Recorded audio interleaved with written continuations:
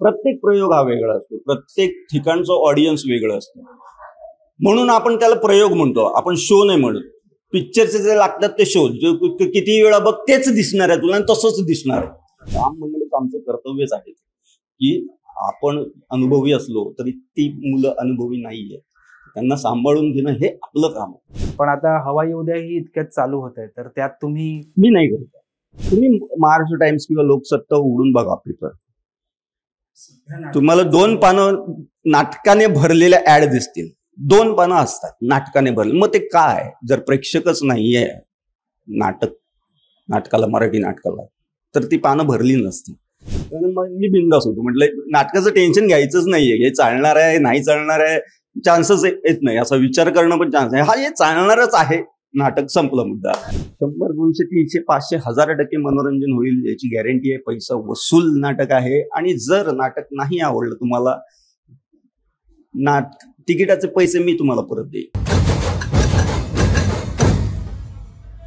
Sir, सर्वप्रथम Marathi mood चॅनलवरती तुमचं स्वागत आहे. धन्यवाद. धन्यवाद.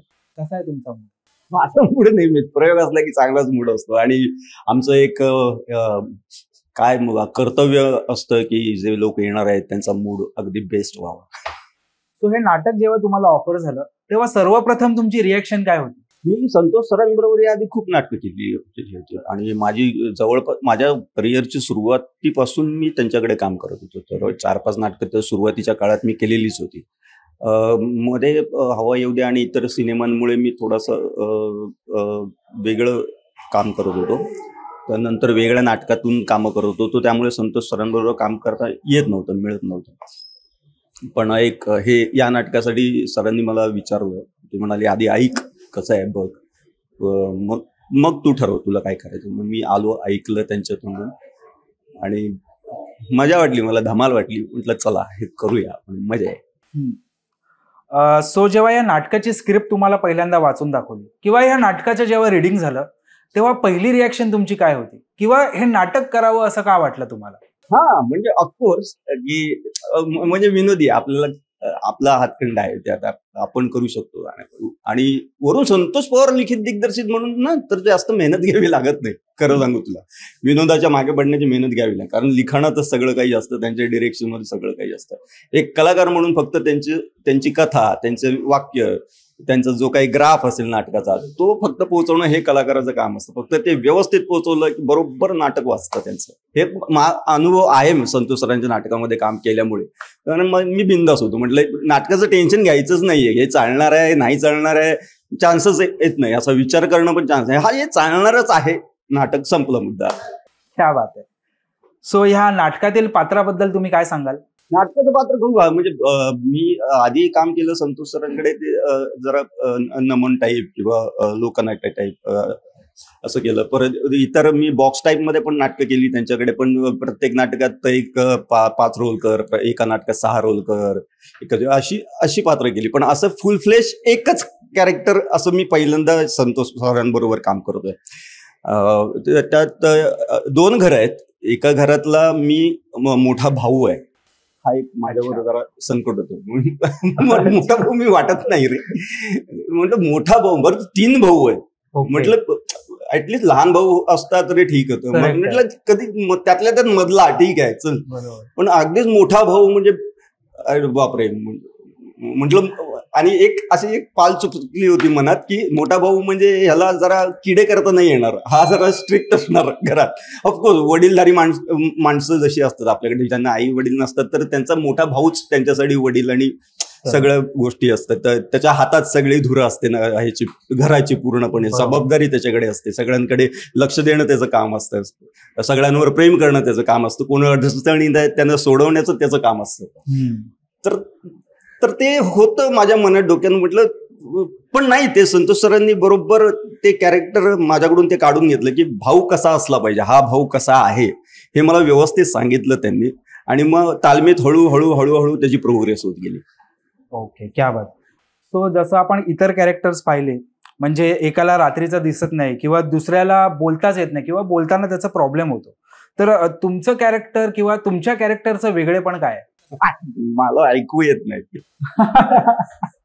ओके. मला अजिबात ऐकूच येत नाही. कोण अख्ख्या नाटकात 2.5 तास 3 तास कोण काय बोलतंय मला ऐकू येत नाही. म्हणजे खूप चॅलेंजिंग आहे हे. कारण मुळात विनोदी नाटक असल्यामुळे विनोद म्हटला तर ऍक्शनवर रिॲक्शन आली आणि याला ऐकू येत नसल्यामुळे तो रिॲक्शन काय देणार. आणि चुकून रिॲक्ट झाला तर कोणी आपल्याला कोणी हाक मारेल तर आपण लगेच मागे वळून बघतो रे. बरोबर. मला नाटकात एवढं सांभाळायचं असतं की दादा कोणी हाक मारेल तर तुम्हाला मागे वळून नाही बघायचंय जोपर्यंत तो मला हात लावत नाही. पण असं चुकून झालंय? हो झालं ना, खूपदा झालं. प्रयोगात झालंय? हा खूपदा झालंय, खूपदा झालं. काही सांगू शकाल त्याबद्दल? हा म्हणजे मला खूपदा म्हणजे माझ्याकडे येणं कधी कधी जमलं नाही माझ्या सोबतच्या कलाकाराला की मला असं टच करणं जमलं. टच केलं तर मी बघणार ना, नाही तर कशाला बघू. तर त्याने फक्त असं एवढंच केलं होतं, एवढंच लांब दादा, आणि मी बघितलं काय रे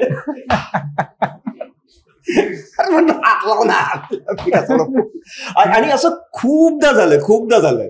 बरं, ह्या नाटकाचं दिग्दर्शन, त्याचबरोबर संहिता आणि त्याचबरोबर ह्या नाटकाचं सेटही कमाल झालंय, त्याबद्दल तुम्ही काय सांगाल? सेट भारी आहे, कारण एका स्टेजवर 2 घरं उभारणं ही फार मोठी गोष्ट आहे. आणि नेपथ्यकारांनी भयंकर उत्तमरित्या, म्हणजे ते दिसतं, म्हणजे 2 घरं दिसतातच पण ते 2 बंगले आहेत असंही फील होतं. ते 2 बंगले आहेत ऍक्च्युली. बरं, ते बंगल्याच्या बाहेरचे इकडे बंगला असतो, इकडे बंगला असतो, मग दोघांच्या मध्ये लॉन असतं, एक छान ते लॉन आहे, तो मेन गेट पण दिसतो. एवढं सगळं छान त्याने केलेलं आहे. सुपर सेट, मजा आहे बघ. क्या बात. आणि त्या अशा सुंदर सेटवर काम करायला पण मजा येते. मग बरं, मी असं ऐकलं होतं की कुठेतरी एका नाटकाच्या प्रयोगात नाटकाची खिडकी पडली होती. हो, दीनानाथच्या प्रयोगाला. आणि खिडकी, हे पूर्ण नाटक खिडकीत घडतं. ते पण एक महत्वाचं कॅरेक्टरच आहे ते. खिडकी, त्यांची एक खिडकी आणि आमची एक खिडकी. तर तिसऱ्या सीनला आमच्या इकडची खिडकी पडली खाली. खिडकीच बोलता खिडकीच पडली, सगळे ब्लँक होते. तर मी उठलो आणि बॅकस्टेजवाल्याला स्टेजवरूनच बोललो, अरे इकडे ये रे जरा, जेव्हा काय पडलं बघ ते कर. आणि त्याने ठोकून खेळे ठोकून दिलं. तिकडे प्रेक्षकांसमोर चालू होतं सगळं. हा इथे वय बाई, इथे खिळा ठोक, इथे ठोक, इथे खिळा लाव एक. हा केलं, ओके थँक्यू दादा, पैसे नंतर देतो, चला, असं म्हणून गेला. तर लोकांना ते वाटलं की नाटकाचा भाग आहे हा एक. ते एक बरं झालं. नंतर लोकांना कळलं की खिडकी खरंच पडली होती. म्हटलं हो, खरंच पडली होती. म्हणाल नाही, आम्हाला वाटलं की नाटकात असं आहे खिडकी पडत म्हणून. नाही म्हटलं, ते सावरून दिलं. म्हणजे सावरण्याची कला एका अनुभवी कलावंत, ते राहावं लागतं, तेवढं अलर्ट राहावं लागतं आणि आपली जबाबदारी येते. बरोबर. तर सेट कॉम्पॅक्ट असल्यामुळे स्टेजवरती वावरताना कधी काही प्रॉब्लेम झाला? नाही. तुम्ही संतोष पवारांच्या कुठल्याही नाटकात कामं करा, त्यांच्या नाटकात म्हणजे जवळपास 15-20 माणसं जरी असतील तरी ही गर्दी आहे स्टेजवर असं तुम्हाला कधीच दिसणार नाही. धक्काबुक्की होते, चालायला मिळत नाहीये, एक्झिट घ्यायला मिळत नाहीये, एंट्री घ्यायला अजिबात नाही. एवढं सुटसुटीत दिग्दर्शन असतं ना की अजिबात वाटत नाही की आम्ही कुठेतरी अडकलोय, यार जाता येत नाहीये, इकडे पण खांब लावलाय, इथे पण खांब लावलाय, इथे दरवाजा आहे, अजिबात काही वाटत नाही. एकदम सरळ आणि इझी काम करतो. तर इतर कलाकारांशी बोलताना मला असं कळलं की सागर सर स्टेजवरती असताना इतर कलाकारांना खूप हसवतात. नाही रे हसवत, काही सांगतात, हसवत नाही रे. काय सांगतात ते तुला, काय सांगितलं तुला? नाही, त्यांनी मला हेच सांगितलं की माझं अंधाळ्याचं कॅरेक्टर आहे, सो सागर सर समोर आल्यानंतर ते काहीतरी विचित्र किंवा वेगळे एक्सप्रेशन्स देतात, त्यामुळे मला हसता येत नाही कारण मी अंधाळ आहे. तर ते सांभाळावं. आता मी काय करू शकतो सांग. आता बघ, प्रत्येक प्रयोग हा वेगळा असतो. बरोबर. प्रत्येक प्रयोग हा वेगळा असतो. प्रत्येक ठिकाणचं ऑडियन्स वेगळं असतं. बरोबर. म्हणून आपण त्याला प्रयोग म्हणतो, आपण शो नाही म्हणत. पिक्चरचे जे लागतात ते शो, किती वेळा बघ तेच दिसणार आहे तुला आणि तसंच दिसणार. त्यात काही चेंज नाही होणार. पण प्रयोगात चेंजेस होतात. प्रयोगात कधी सेट कॉम्पॅक्ट असतो, कधी स्टेज मोठा असतो तर जरा पसरवता येतो. असे काही ठिकाणी आपण अशा रिएक्शन दिल्या तर जास्त लाफ्टर येतात, अशा रिएक्शन दिल्या तर कमी लाफ्टर येतात. मग ते ऍक्शन रिएक्शन पण चेंज करावी लागते. कधी आपला घसा पण बसलेला असतो, मग ओरडताना कधीतरी वेगळाच आवाज येतो. तर त्यामुळे त्यांना हसू येतं. ते मी हसवत नाही, मी का मुद्दाम हसविणार आहे त्यांना. नाही, मला जो अनुभव आहे आपल्या इशारा में नाटक, त्यातल्याही आपल्या बऱ्याच प्रयोगाला ते व्हायचं, त्यामुळे मला माहिती आहे बऱ्यापैकी काय होऊ शकतं. नाही पण मला ऍक्च्युली काय आहे, आपण जर मजा नाही घेतली ना स्टेजवर, तेच आणि तसंच करून ना मॅकॅनिकल होतं नाटक. ते विनोदी नाटक तर होतं खूप मॅकॅनिकल होतं, कंटाळा येतो मग ते नंतर करताना ना की काय तेच करतोय आपण. काय हॅपनिंग काहीतरी झालं पाहिजे यार, स्टेजवर मजा आली पाहिजे. स्वतःला पण काम करायला मजा आली ना तर लोकांना पण मजा येते. बरोबर. आपणच कंटाळलो, अरे तेच करतो, ते यायचं ते तशाच पद्धतीने वाक्य बोलायचं आणि जायचं, यार मजा नाही. ते काहीतरी घडलं पाहिजे तिकडे, आपल्या मजेसाठी पण काहीतरी घडलं पाहिजे तर मजा. बरोबर. म्हणजे जसे आता हे नवखे कलाकार आहेत किंवा हे नव्याने स्टेजवरती काम करतायत, तसं तुम्ही तुमच्या वेळी जेव्हा तुम्ही तुमच्या सिनियर ऍक्टर बरोबर काम करत होतात तेव्हा कधी तुमच्याबरोबर असं काही घडलं होतं का? हो. म्हणजे काय, संजय नार्वेकर वगैरे सगळेच अतुल तोंडणकर असेल कोणी. एखादा लक्षात असलेला किस्सा? संजय नार्वेकरांबरोबर झोल बच्चन नावाचं नाटक करत होतो. तर कॉन्ट्रॅक्ट शो होता आणि माणसं चुळबुळ प्रयोग सुरू झाला तरी चुळबुळ चालू होती लोकांची. मी वैतागलो बॅक स्टेजला. संजू दादा सांग ना त्यांना गप्प बसायला. थांब परत चुळबुळ थांबल ना, तू सांग ना, तू थांब नाटक थांबव आणि सांग त्यांना थांबा, शांत बसा जरा, नाटक बघा नीट, थांब असं खूप 4-5 वेळा झालं रे. माझं सांगत का नाही, असं का करतोय संजू दादा. मग थांब चालू आहे त्याच. त्यानंतर लोक आपसुकच आपसुकच त्यांनी नाटक बघायला सुरुवात केली होती. आपसुकच ऐकायला व्यवस्थित शांत बसून ऐकत होते. आणि मागे येऊन मला बोललं, बघितलंस काय बोलायचं, आपण आपलं नाटक करत राहायचं, छान करायचं, लोक बघतात ठीक आहे. आणि त्यानंतर नाटकाचा शेवट होईपर्यंत त्याने मला एवढं पिडलंय, बघितलंस प्रत्येक माझ्या कुठल्याही इंटरव्ह्यू, बघितलंस असं आहे, बघितलंस हे असं आहे, बघितलं हे असं करायचं, कळलं ना, आता शिकून घे, कळलं. आवडलं, हो बस ना.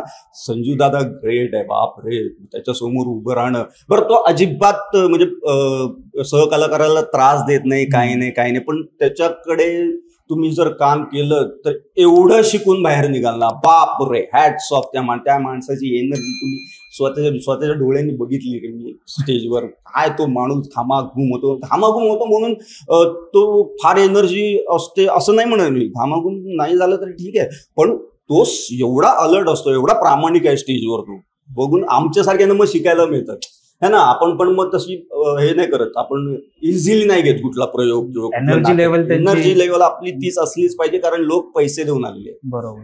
लोक फॅमिलीला घेऊन आलेले आहेत. 500 रुपयाचं एक तिकीट, फॅमिली आली तरी 2000 रुपये त्यांचे खर्च होतात. बरोबर. तर आपलं त्यांना पूर्ण समाधान देणं हे आपलं काम आहे. त्यांची लेवल एवढी असते की एसी फुल असले तरी त्यांना घाम. हो. आणि दोन्ही बाजूला नॅपकिन असतात, एक पाण्याची बाटली असते. बस करेक्ट. बरं, ह्या आधी तुम्ही संतोष सरांबरोबर खूप आधीपासून काम करत आला असाल, तर या नाटकात अजूनही बरेच कलाकार आहेत, त्यांच्याबरोबर तुमची केमिस्ट्री कशी आहे? मला त्यांच्याबरोबर केमिस्ट्री चांगली ठेवावीच. त्यांच्याबरोबर माझी केमिस्ट्री चांगली नाहीये अशातला भाग नाही. ते त्यांचं काम नाहीये, ते आमचं काम आहे. माझं, संतोष सरांचं, शलाकाचं, हे आमचं काम म्हणण्यापेक्षा आमचं कर्तव्यच आहे ते, की आपण अनुभवी असलो तरी ती मुलं अनुभवी नाहीये, त्यांना सांभाळून घेणं हे आपलं काम आहे. आपण 100% त्यांच्याबरोबर केलं पाहिजे. त्यांना कुठलाही त्रास न होणं, त्यांना एखादी गोष्ट माहीत नसेल तर ती सांगणं, वेळोवेळी सांगणं, सतत सांगणं, हे आपलं काम आहे आणि ते करावं प्रत्येकाला. बरं, दिग्दर्शक संतोष पवार ह्यांच्या या नाटकात काही विशेष मार्गदर्शन किंवा काही नवीन वेगळेपण तुम्हाला जाणवलं का? नाही, संतोष सरांबरोबर मी आधीपासून, जसं म्हटलं, मी आधीपासून त्याच्याकडे काम केलेलं आहे 4-5 नाटकांमध्ये. त्याचे प्रत्येक नाटक बसवण्याची पद्धत ही वेगळीच असते आणि त्याला मिनिटाला सुचत असतं, तो सांगत असतो आणि दुसऱ्या दिवशी तो स्वतः विसरतो की म्हणजे मी काय, ते आम्ही लक्षात ठेवायला पाहिजे असतं. मी सांगितलं एकदा, आता मला माहित नाही, ते लक्षात ठेवा, तुम्ही लिहून घ्या, काही करा तुम्ही, ते माहित नाही. आणि केमिस्ट्री आधीपासून होतीच, त्यांना माहिती होतं माझ्याकडून कसं काढून घ्यायचं, मला त्यांची बसवण्याची पद्धत माहिती होती. ऐनवेळी ते काय सांगणार आहेत याची कल्पना होतीच मला. खूप ऐनवेळी खूप म्हणजे आत्ताही आल्यानंतर मला सांगतील की हे वाक्य असं, ह्या वाक्यामध्ये हे टाक, असं अचानक सांगतील, तर आपण रेडी राहायचं त्यासाठी, एवढं करायचं. क्या बात आहे. बरं, आता हे complete out and out comedy नाटक आहे, सो ह्यात काही ऍडलिप्स वगैरे असतात का, किंवा आपल्या दैनंदिन आयुष्यात राजकीय घडामोडी किंवा सामाजिक घडामोडी ज्या काही आजूबाजूला घडत असतात त्याला घेऊन काय ऍडलिप्स वगैरे असतात? नाही, ऍडलिप घ्यायची गरज नाहीये या नाटकात तसं बघायला गेलं तर. म्हणजे आपण राजकीय काय वक्तव्य केलं काही किंवा सामाजिक काय क्रीडामधलं काही आपण बोललो स्टेजवर, पण या नाटकाला त्याची गरजच नाही, कारण हे कौटुंबिक नाटक आहे. एक स्टोरी आहे ऑलरेडी या नाटकाला, त्यामुळे इतर बाहेरच्या गोष्टी ह्यात टाकणं गरजेचं नाहीच आहे, कारण ह्यांची एक वेगळी स्टोरी आहे ना. बरोबर. ह्यांचं एक वेगळं घर आहे, दोन घरांची स्टोरी आहे, त्यांचं स्वतःचं काहीतरी आहे. त्यामुळे इतर गोष्टी बाहेरच्या गोष्टी ह्यात टाकण्याची गरज नाही. बरोबर. जे आहेत तेच ती गोष्ट आहे. ती गोष्ट पोचली तर मजा आहे. उगाच काहीतरी लाफ्टर पाहिजे म्हणून राजकारणातलं काहीतरी बोललो, क्रीडामधलं काहीतरी बोललो, त्याची गरजच नाही आहे मुळात. नाटकात बोलणं तर लांबची गोष्ट. बरं, नाटकाच्या प्रयोगानंतर बरेच प्रेक्षक बॅकस्टेजला येऊन भेटतात, तर त्यांच्यापैकी कुठली एखादी लक्षात राहिलेली रिॲक्शन किंवा एखादी कॉम्प्लिमेंट ह्या नाटकासाठी म्हणून? हो, ह्या नाटकासाठी खूप एक माणूस आहे बोरिवलीचा, त्याने मला या नाटकाची 8 तिकीटं दाखवली. बोरिवलीच्याच नाटकाची 8 तिकीटं दाखवली. तो म्हणाला हे 8वं तिकीट आहे माझं. त्यांनी बाकीच्या आधीच्या नाटकांची पण दाखवली. आधीच्या म्हणजे ह्याच नाटकाच्या आधीच्या 7 प्रयोगांचे आणि ते 8वं अशी तिकीट. सर हे म्हटलं हे काय? अरे म्हटलं फॅमिलीची गंमत आहे, फॅमिलीची गंमत आहे. म्हटलं हे मी 8व्यांदा बघतोय आता नाटक, आणि ज्या वेळी बोरिवलीला लागेल त्यावेळी मी येणार नाटकाला. म्हणजे एवढं बरं वाटलं. म्हणजे रिपीट ऑडियन्स आहे, लोकांना सारखं सारखं बघावं असं वाटणं हे नाटक, हे फार मोठी गोष्ट आहे, चांगली गोष्ट आहे. रिपीट ऑडियन्स आहे एखादं नाटक, चांगलं. मजा आली मला त्याचं चेहरा बघून. वा वा म्हटलं 8 वेळा एखादं माणूस एन्जॉय करायला येतं, म्हणजे काय मजा. सही सही, खूपच वेगळी फिलिंग असेल. हो हो हो हो. बरं, आता तुमचं नाटक चालू आहे, प्रेक्षकांना तुम्ही लाईव्ह बघायला मिळत आहे, तर त्याचबरोबर तुम्हाला ऑनस्क्रीन इतक्यात लोकांना बघायला मिळू शकतं का? इतक्यात तर नाही, पण सिनेमा येईल. क्या बात आहे. त्याबद्दल काही 2-3 नाही. नाव आम्हाला सिनेमाचं नाव कीर काटा कीर. कीर काटा कीर. क्या बात आहे. प्रोडक्शनने हिरवा कंदील दिला तर सगळी माहिती मी देईन तुम्हाला. नक्की नक्की. आणि तुम्ही मला उत्तर द्याल की नाही माहिती नाही, पण आता हवा येऊ द्या ही इतक्यात चालू होत आहे, तर त्यात तुम्ही? मी नाही करत.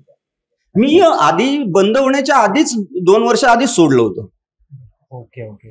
मी तेव्हाच सोडलं होतं. म्हणजे नव्याने चालू होते तर? नाही, मी नाही करत. One of the main. नाही, असं काही नाही मेन, पण नाही, जरा बघूया म्हटलं, वेगवेगळं काम करून बघूया. सो ह्या नाटकासंदर्भात तुम्ही प्रेक्षकांना काय आवाहन कराल? आव्हान काय, या नाटक बघायला तुम्हाला भरपूर मजा येईल, आणि कुटुंबासोबत या. कितीही लहान मुलगा असू दे, कितीही वृद्ध माणसं तुमच्या घरात असू दे, सगळ्यांना घेऊन या. आणि तुमचं 100, 200, 300, 500, 1000% मनोरंजन होईल याची गॅरंटी आहे. पैसा वसूल नाटक आहे. आणि जर नाटक नाही आवडलं तुम्हाला, तिकिटाचे पैसे मी तुम्हाला परत देईन, एवढी गॅरंटी आहे. नक्की या. धन्यवाद सर, धन्यवाद.